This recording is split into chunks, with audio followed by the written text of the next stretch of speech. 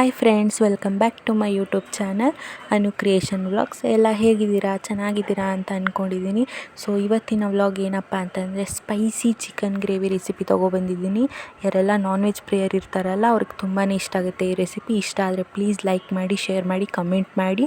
ಹಾಗೆ ನನ್ನ ಚಾನಲ್ನ ಸಬ್ಸ್ಕ್ರೈಬ್ ಮಾಡ್ಕೊಳ್ಳೋದನ್ನು ಮರಿಬೇಡಿ. ದಯವಿಟ್ಟು ನನ್ನ ಚಾನಲ್ನ ಸಬ್ಸ್ಕ್ರೈಬ್ ಮಾಡ್ಕೊಳ್ಳಿ, ಪ್ಲೀಸ್ ಸಪೋರ್ಟ್ ಮಾಡಿ. ಸೊ ಬನ್ನಿ ಹೇಗೆ ಮಾಡೋದನ್ನ ನೋಡೋಣ.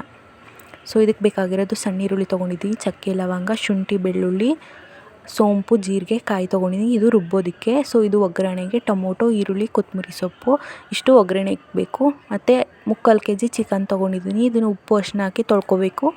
ಸೊ ನೆಕ್ಸ್ಟು ರುಬ್ಬೋದಕ್ಕೆ ನಾವು ತೊಗೊಂಡಿದ್ದೀವಲ್ಲ ಅಷ್ಟು ಐಟಮ್ಸ್ ಹಾಕಿ ಅದಕ್ಕೆ ಕೊತ್ತಂಬರಿ ಸೊಪ್ಪು ಮತ್ತು ಚಿಲ್ಲಿ ಪೌಡರು ಮತ್ತು ಧನಿಯಾ ಪೌಡರ್ ಹಾಕಿ ಫೈನ್ ಪೇಸ್ಟ್ ಮಾಡ್ಕೋಬೇಕು. ಸ್ವಲ್ಪ ನೀರು ಹಾಕಿ ಫೈನ್ ಪೇಸ್ಟ್ ಮಾಡ್ಕೊಳ್ಳಿ. ಒಂದ್ಸಲ ಟ್ರೈ ಮಾಡಿ ನೋಡಿ, ತುಂಬಾ ಚೆನ್ನಾಗಿರುತ್ತೆ, ತುಂಬಾ ಸ್ಪೈಸಿಯಾಗಿರುತ್ತೆ. ಸೊ ನೋಡಿ ಈ ರೀತಿ ರುಬ್ಕೋಬೇಕು ಫೈನ್ ಪೇಸ್ಟಾಗಿ. ಸೊ ನೆಕ್ಸ್ಟು ಒಂದು ಪ್ಯಾನ್ ಇಟ್ಕೋಬೇಕು. ನಾನು ಈ ಥರದ್ದೊಂದು ಪ್ಯಾನ್ ತೊಗೊಂಡಿದ್ದೀನಿ. ಸೊ ಇದಕ್ಕೆ ಒಂದು 4 ಟೇಬಲ್ ಸ್ಪೂನ್ ಆಗೋಷ್ಟು ಆಯಿಲ್ ತೊಗೋಬೇಕು. ನೆಕ್ಸ್ಟು ಒಂದು ಈರುಳ್ಳಿ ಕಟ್ ಮಾಡಿ ಇಟ್ಕೊಂಡಿದ್ದೀವಲ್ಲ ಅದನ್ನು ಹಾಕಬೇಕು. ಅದು ಕಲರ್ ಚೇಂಜ್ ಆಗೋವರೆಗೂ ಫ್ರೈ ಮಾಡಬೇಕು ಚೆನ್ನಾಗಿ. ಸೊ ನಾನ್ ವೆಜ್ಗೆಲ್ಲ ಎಣ್ಣೆ ಜಾಸ್ತಿ ಇದ್ದರೆ ತುಂಬಾ ಚೆನ್ನಾಗಿರುತ್ತೆ. ಸೊ ನಿಮ್ಗೆ ಎಣ್ಣೆ ಜಾಸ್ತಿ ಇರೋದು ಇಷ್ಟ ಆಗೋಲ್ಲ ಅಂತಂದರೆ ನೀವು ಎಣ್ಣೆ ಕಡಿಮೆ ಕೂಡ ಹಾಕೋಬೋದು. ಸೊ ನಮ್ಮನೇಲಿ ಎಣ್ಣೆ ಜಾಸ್ತಿ ಇದ್ದರೂ ಕೂಡ ನಡೆಯುತ್ತೆ, ಏನು ಪ್ರಾಬ್ಲಮ್ ಇಲ್ಲ, ಚೆನ್ನಾಗಿರುತ್ತೆ. ಎಣ್ಣೆ ಹಾಕಿದ್ರೆ ಜಾಸ್ತಿ ಟೇಸ್ಟ್ ಬರುತ್ತೆ ನಾನ್ ವೆಜ್ಗೆಲ್ಲ. ಸೊ ನೆಕ್ಸ್ಟು ಇದು ಕಲರ್ ಚೇಂಜ್ ಆಗಿದೆ. ಇದಕ್ಕೆ 2 ಚಿಕ್ಕ ಟೊಮೊಟೊ ಕಟ್ ಮಾಡಿ ಇಟ್ಕೊಂಡಿದ್ದೀವಲ್ಲ ಅದನ್ನು ಆ್ಯಡ್ ಮಾಡ್ಕೋಬೇಕು.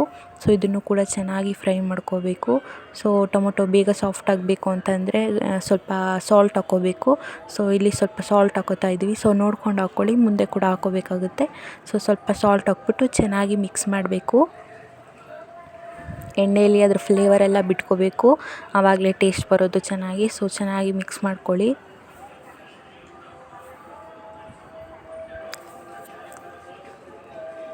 ಆವಾಗವಾಗ ಸ್ವಲ್ಪ ಫ್ರೈ ಮಾಡ್ಕೋತಾ ಇರಿ, ಇಲ್ಲ ಅಂತಂದರೆ ತಳ ಹತ್ಬಿಡುತ್ತೆ. ಸೊ ಇವಾಗ ಲಿಡ್ ಕ್ಲೋಸ್ ಮಾಡಿ ಒಂದು 2 ಮಿನಿಟ್ಸ್ ಟೊಮೊಟೊ ಸಾಫ್ಟ್ ಆಗೋ ತನಕ ವೆಯ್ಟ್ ಮಾಡಿ. ಸೊ ನೋಡ್ತಾ ಇದ್ದೀರಲ್ಲ ಈ ರೀತಿ ಸಾಫ್ಟ್ ಆಗಿದೆ ಟೊಮೊಟೊ. ಸೊ ಹಾಫ್ ಕುಕ್ ಆಗಿದೆ, ಫುಲ್ ಕುಕ್ ಆಗೋದೇನು ಬೇಡ. ಸೊ ನೆಕ್ಸ್ಟು ಗ್ರೇವಿ ಮಾಡೋ ಟೈಮಲ್ಲಿ ಅದು ಫುಲ್ ಕುಕ್ ಆಗಿಬಿಡುತ್ತೆ. ಸೊ ಈ ಥರ ಕುಕ್ ಆದಮೇಲೆ ಇವಾಗ ಚಿಕನ್ ತೊಳೆದಿಟ್ಕೊಂಡಿರ್ತೀವಲ್ಲ ಅದನ್ನು ಆ್ಯಡ್ ಮಾಡ್ಕೋಬೇಕು. ಸೊ ಚಿಕನ್ನ ಒಂದು 3-4 ಸಲ ಚೆನ್ನಾಗಿ ವಾಶ್ ಮಾಡ್ಕೊಳ್ಳಿ, ಆವಾಗ ನಿಮಗೆ ಸ್ಮೆಲ್ ಬರಲ್ಲ. ಇಲ್ಲ ಅಂತಂದರೆ ಸ್ಮೆಲ್ ಬಂದರೆ ಸೊ ಗ್ರೇವಿ ಚೆನ್ನಾಗಿ ಬರಲ್ಲ, ಸ್ಮೆಲ್ ಅನಿಸ್ತಾ ಇರುತ್ತೆ, ತಿನ್ನೋದಕ್ಕೂ ಕೂಡ ಆಗೋದಿಲ್ಲ, ಕಷ್ಟ ಆಗುತ್ತೆ.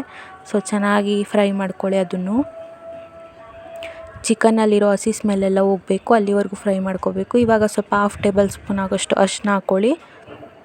ಅರಿಶಿನ ಹಾಕೋದ್ರಿಂದ ಸ್ಮೆಲ್ ಏನಾದರೂ ಸ್ವಲ್ಪ ಇದ್ದರೆ ಅದು ಕೂಡ ಹೊರ್ಟೋಗ್ಬಿಡುತ್ತೆ. ಆಮೇಲೆ ಆರೋಗ್ಯಕ್ಕೂ ಕೂಡ ತುಂಬ ಒಳ್ಳೆಯದು ಅರಿಶಿನ ಹಾಕಿದ್ರೆ. ಸೊ ಚೆನ್ನಾಗಿ ಮಿಕ್ಸ್ ಕೊಟ್ಕೊಳ್ಳಿ. ನೋಡ್ತಾ ಇದ್ದೀರಲ್ಲ ಈ ರೀತಿ ಮಿಕ್ಸ್ ಮಾಡ್ಕೋಬೇಕು. ಒಂದ್ಸಲ ಟ್ರೈ ಮಾಡಿ ನೋಡಿ, ತುಂಬಾ ಚೆನ್ನಾಗಿತ್ತು. ಸೊ ನಾನು ಕೂಡ ಹೆಂಗೆ ಬರ್ಬೋದು ಅಂತ ಅಂದ್ಕೊಂಡಿದ್ದೆ, ಬಟ್ ತುಂಬಾ ಚೆನ್ನಾಗಿ ಬಂತು.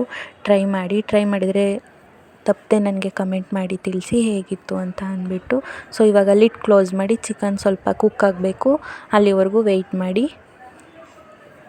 ಸೊ ಇವಾಗ ಹಾಫ್ ಕುಕ್ ಆಗಿದೆ ಚಿಕನ್, ಫುಲ್ ಕುಕ್ ಆಗಿಲ್ಲ, ಹಾಫ್ ಕುಕ್ ಆಗಿದೆ ನೋಡಿ, ಈ ರೀತಿ ಕುಕ್ ಆಗಬೇಕು.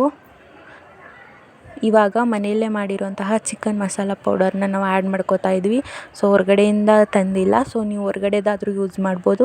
ಸೊ ನಾವು ಮನೇಲೇ ಮಾಡಿರೋದ್ರಿಂದ ಅದನ್ನೇ ಕೂಡ ಯೂಸ್ ಮಾಡ್ಕೋತಾ ಇದ್ದೀವಿ. ಸೊ ಅದನ್ನು ಹಾಕಿದ್ಮೇಲೆ ಚೆನ್ನಾಗಿ ಮಿಕ್ಸ್ ಮಾಡ್ಕೋಬೇಕು. ಸೊ ಚಿಕನ್ ಎಲ್ಲ ನೋಡಿ ಆ ರೀತಿ ನೀರು ಬಿಟ್ಕೋಬೇಕು. ನಾವು ಯಾವುದೇ ರೀತಿ ನೀರನ್ನ ಹಾಕಿಲ್ಲ ಅದರಲ್ಲಿ, ಅದೇ ನೀರು ಬಿಟ್ಕೊಂಡಿದೆ ಚಿಕನ್ನು.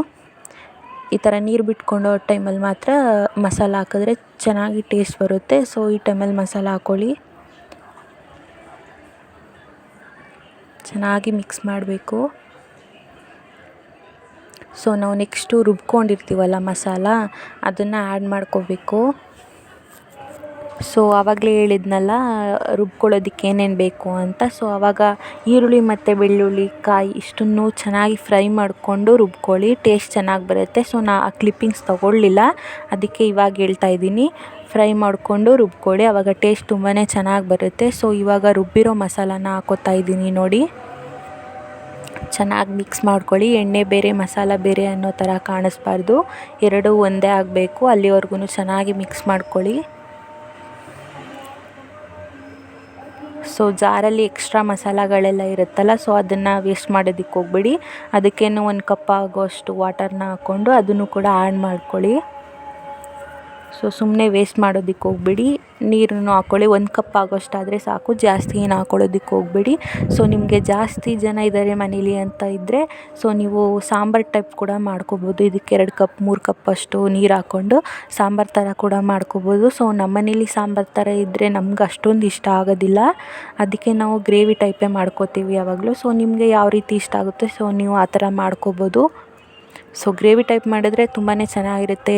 ರೈಸ್ಗೆ, ಚಪಾತಿ, ಪೂರಿ ಎಲ್ಲದಕ್ಕೂ ತಿನ್ಬೋದು, ಚೆನ್ನಾಗಿರುತ್ತೆ. ಸೊ ನಿಮ್ಗೆ ಯಾವ ಥರ ಕಂಫರ್ಟಬಲ್ ನೀವು ಆ ಥರ ಮಾಡ್ಕೋಬೋದು.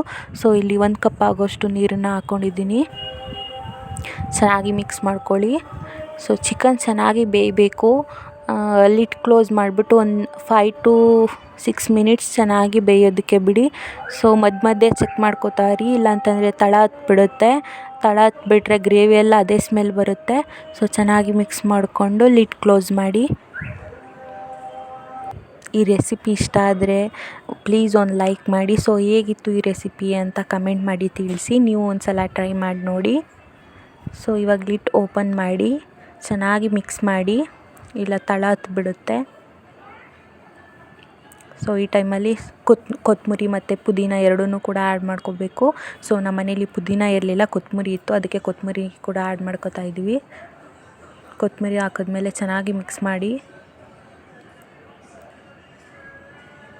ಸೊ ನಿಮ್ಗೆ ಇಷ್ಟೇ ಸಾಕು ಅಂತ ಅಂದರೆ ನೀವು ಇಷ್ಟರಲ್ಲೇ ಮಾಡ್ಕೋಬೋದು. ಸೊ ನಮಗಿನ್ನೂ ಸ್ವಲ್ಪ ತಿಕ್ಕಿರಬೇಕು, ಗ್ರೇವಿ ಟೈಪ್ ಬರಬೇಕು. ಅದಕ್ಕೋಸ್ಕರ ನಾವು ಇನ್ನೊಂದು 5 ನಿಮಿಷ ಬಿಡ್ತೀವಿ. ಹಾಗೆ ಚಿಕನ್ ಬೆಂದಿದೆಯಾ ಇಲ್ವಾ ಅಂತ ಒಂದು ಸಲ ಚೆಕ್ ಮಾಡ್ಕೊಳ್ಳಿ. ಉಪ್ಪು ಖಾರ ಏನಾದರೂ ಕಡಿಮೆ ಇದ್ದರೆ ಈ ಟೈಮಲ್ಲಿ ಹಾಕೋಬೋದು. ಸೊ ನಾವು ಟೇಸ್ಟ್ ನೋಡ್ತಾಯಿದ್ವಿ, ತುಂಬಾ ಚೆನ್ನಾಗಿ ಬಂದಿತ್ತು, ನಮಗೆ ತುಂಬಾ ಇಷ್ಟ ಆಯಿತು. ಸೊ ನೀವು ಟ್ರೈ ಮಾಡಿ, ನಿಮಗೆ ಹೇಗೆ ಅನ್ನಿಸ್ತು ಅಂತ ನಮಗೆ ಹೇಳಿ ಕಮೆಂಟ್ ಮಾಡಿ. ತುಂಬಾ ಟೇಸ್ಟಿಯಾಗಿತ್ತು. ಸೊ ಇವಾಗ ಲಿಡ್ ಕ್ಲೋಸ್ ಮಾಡಿ ಇನ್ನೊಂದು 2 ಮಿನಿಟ್ಸ್ ಬಿಡ್ತಾಯಿದ್ದೀನಿ. ಸೊ ನೋಡ್ತಾ ಇದ್ದೀರಲ್ಲ ಎಷ್ಟು ಚೆನ್ನಾಗಿ ಕಲರ್ ಬಂದಿದೆ ಅಂತ. ಎಣ್ಣೆ ಎಲ್ಲ ಮೇಲೆ ತೇಲ್ತಾ ಇದೆ. ಈ ಥರ ಎಣ್ಣೆ ಎಲ್ಲ ಮೇಲೆ ಬಿಟ್ಕೊಂಡ್ಮೇಲೆ ಇದು ಗ್ರೇವಿ ರೆಡಿಯಾಗಿದೆ ಅಂತ ಅರ್ಥ. ಸೊ ನೋಡ್ತಾ ಇದ್ದೀರಲ್ಲ, ಈ ಥರ ಇರಬೇಕು ನಮಗೆ. ಸೊ ಇವಾಗ ಪ್ಲೇಟ್ಗೆ ಸರ್ವ್ ಮಾಡ್ಕೊತಿದ್ವಿ, ರೈಸ್ ಜೊತೆ ಸರ್ವ್ ಮಾಡ್ಕೊತಾ ಇದ್ವಿ. ತುಂಬಾ ಟೇಸ್ಟಿಯಾಗಿತ್ತು. ನೋಡ್ತಾ ಇದ್ದೀರಲ್ಲ, ಈ ರೀತಿ ಗ್ರೇವಿ ಟೈಪಲ್ಲಿ ಇರಬೇಕು. ಆ ಥರ ಇದ್ದರೆ ನನಗೆ ತುಂಬಾ ಇಷ್ಟ ಆಗುತ್ತೆ ಪರ್ಸ್ನಲಾಗಿ ಹೇಳಬೇಕು ಅಂತ ಅಂದರೆ. ಸೊ ನೀವು ಟ್ರೈ ಮಾಡಿ ಹೇಗಿತ್ತು ಟೇಸ್ಟ್ ಅಂತ ಹೇಳಿ. ನೋಡ್ತಾ ಇದ್ದೀರಲ್ಲ ಎಷ್ಟು ಚೆನ್ನಾಗಿ ಕುಕ್ ಆಗಿದೆ ಅಂತ, ತುಂಬಾ ಚೆನ್ನಾಗಿತ್ತು ಟೇಸ್ಟ್ ಕೂಡ. ನಿಮ್ಗೆ ಹೇಗೆ ಅನ್ನಿಸ್ತು ಅಂತ ಪ್ಲೀಸ್ ಹೇಳಿ. Thank you for watching.